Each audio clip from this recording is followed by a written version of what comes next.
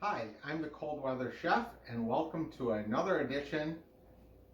Today, I was a little torn. I have this beautiful Pinot Grigio white wine from world famous Terlato Vineyards in Tuscany.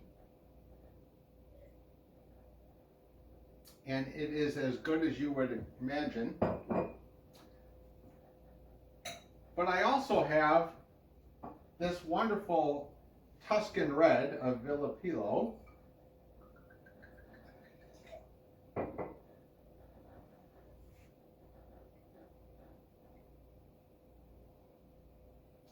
Which is also amazing. And I didn't know what to make because I didn't know which food would go with which wine. And inspiration struck where I can find a dish that I can drink both of these fantastic wines with the same dish. And that dish is going to be a charcuterie board. Here is the charcuterie board that we bought from Firehouse Woodworks in Fairport, New York. They are wonderful woodworkers, and as you can imagine, they are in the old firehouse in Fairport.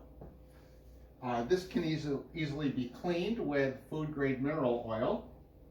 And charcuterie boards are French, started hundreds and hundreds of years ago, very similar to an antipasto plate from Italy, typically of different foods on it.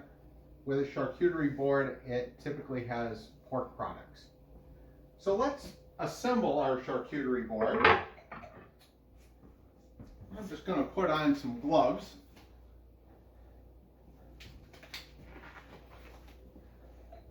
The wonderful thing about charcuterie boards is that you can do whatever you would like. There's no right or wrong answer. It's just put on foods that you like and foods that you think other people would like as well. So I'm going to start with a wonderful 30-month aged prosciutto from Italy.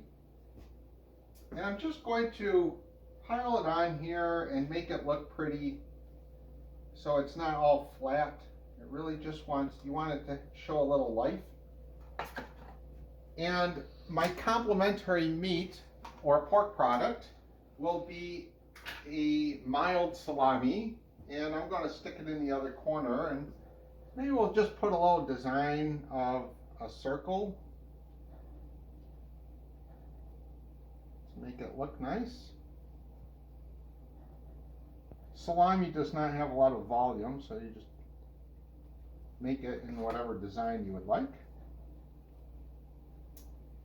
And certainly you would need cheese with a charcuterie board.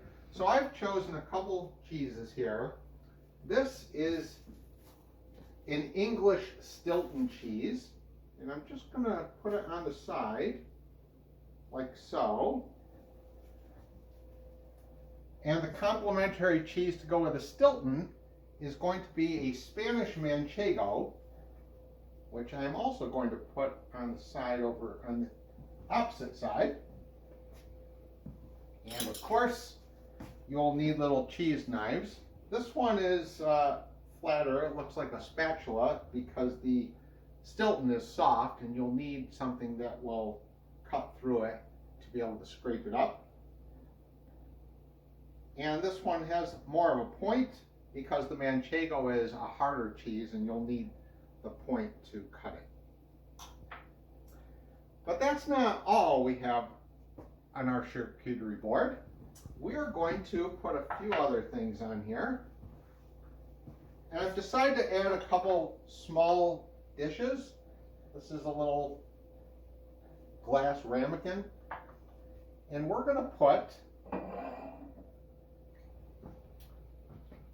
some Castelvetrano Italian olives in one of the glass bowls because olives go with everything. And we are going to put some Marcona almonds.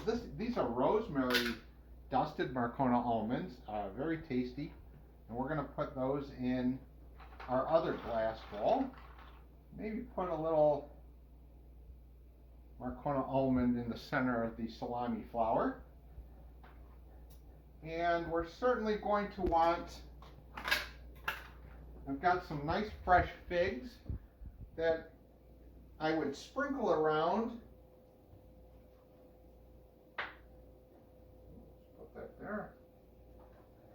Sprinkle some figs around liberally. People will want to certainly try the figs. And then I've got some dried apricots. It adds a little color. Again, sprinkle the dried apricots around.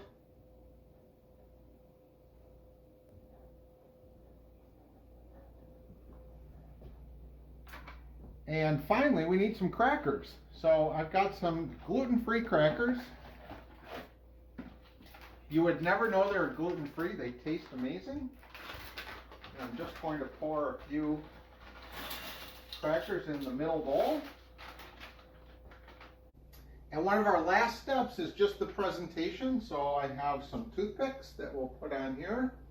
And depending on how fancy you would like to get, I made little flags for the cheese. The Stilton can go here, and the Manchego can go there.